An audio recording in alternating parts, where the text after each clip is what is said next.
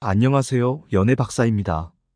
이번 시간에는 우리가 이루지 못한 첫사랑을 잊지 못하는 이유에 대해 영상을 다뤄보겠습니다. 구독과 좋아요 부탁드립니다. 질문 있으면 박사님에게 댓글을 달아주세요. 나에게 첫사랑은 꼭 초콜릿 같다.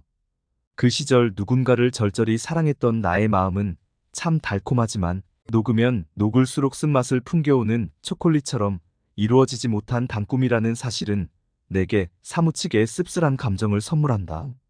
하지만 결국 입안에 남는 것은 달디단 향이라 다시금 찾게 찾을 수밖에 없는 드문드문 생각나는 그것은 초콜릿, 아니 첫사랑이다. 모두 한 번쯤 인생을 살아가면 첫사랑을 겪은 경험이 있을 것이다. 너무 달아 이가 빠질 것만 같은 경험을 한 사람도 있을 것이고 어떤 이는 카카오 본연의 맛처럼 쓰디쓴 경험을 하기도 했을 것이다. 모두 어떤 맛의 경험을 했든지 간에 대부분의 사람들은 첫사랑의 경험을 쉬이 잊지 못한다고 한다.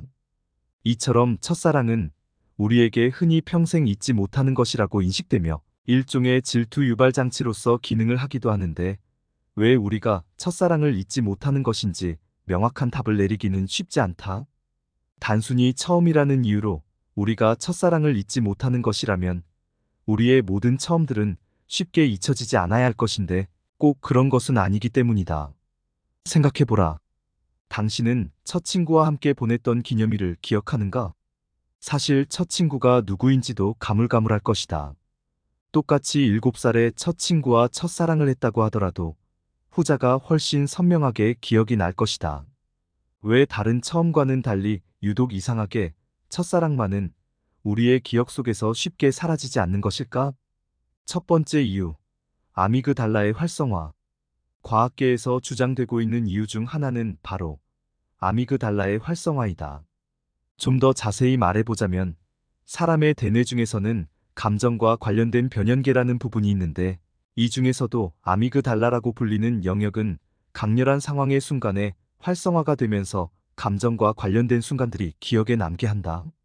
쉽게 말하면 교감신경의 활성화가 극대화되며 그 당시의 상황이 우리의 뇌 속에 아주 생생하게 각인이 되어 쉽게 잊혀지지 않는다는 것이다.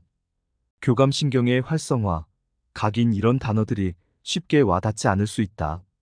그렇다면 가장 쉬운 방법으로 다들 자신의 첫사랑을 떠올려보자. 처음 누군가에게 사랑이라는 감정을 느끼게 되면 우리는 나도 모르게 그 사람을 자주 생각하고 그 사람의 주위를 맴돌게 된다. 맛있는 것을 먹거나 예쁜 장소에 가면 그 사람이 문득 생각나고 그 사람이 평소에 자주 나타나는 장소에 진을 치고 기다리며 언제 나타날지 생각한다. 그러다 우연치 않게 그 사람을 마주치게 되면 갑자기 손발에 땀이 나면서 심장이 쿵쾅쿵쾅 뛴다. 그리고 우연히 첫사랑을 만난 그 경험은 머릿속에서 쉽게 지워지지 않고 계속해서 머릿속을 헤집어 놓는다.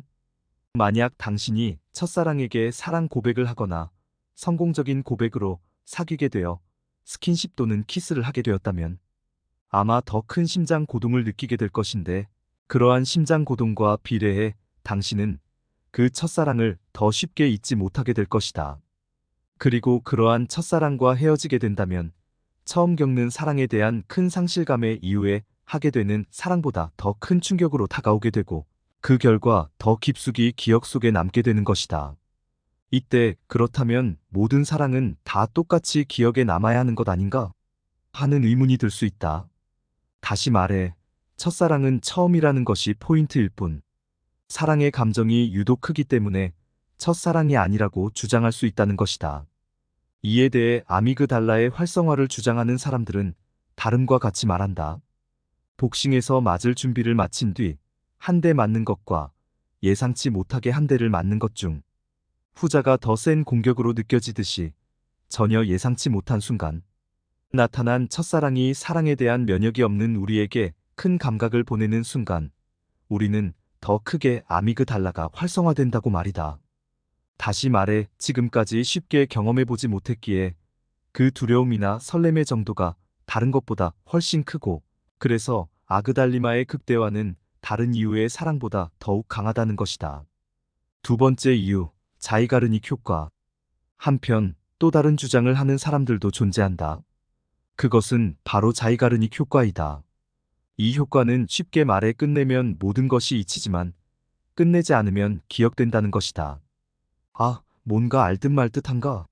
그렇다면 드라마 예고편을 생각하면 가장 분명하면서도 효과적으로 이해할 수 있다. 드라마 예고편은 항상 확실히 끝내지 않아 일부러 사람들의 기억 속에 그 내용이 더 깊이 남도록 하는 대표적인 장치를 시청률 확보의 수단으로 사용하고 있기 때문이다. 나는 어릴 적 할머니를 따라 매일 연속극을 봤는데 그것은 불가항력이었다. 너무나 결정적인 순간에 드라마가 끝이 나버려 다음 화를 보지 않으면 주인공이 어떻게 되었을지 반전의 반전을 스토리를 계속해서 떠올리느라 머릿속이 너무 시끄럽기 때문이다.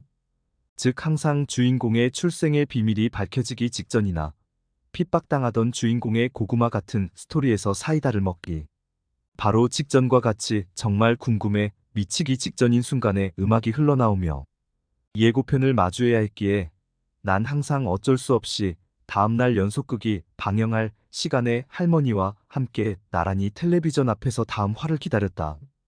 그런데 만약 드라마의 예고편이 이와 달리 내가 원하는 장면을 모두 다 보여준 채 마쳤다고 생각해보자.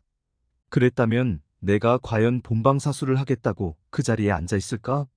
이미 내가 궁금한 것을 다 알게 된, 즉 명확히 끝낸 내용에 대해서 나는 더 이상 궁금해하지 않았을 것이고 아마 나의 흥미를 더 끄는 색종이 접기나 선생님 놀이 심지어 다른 애니메이션을 보러 가버렸을지도 모른다.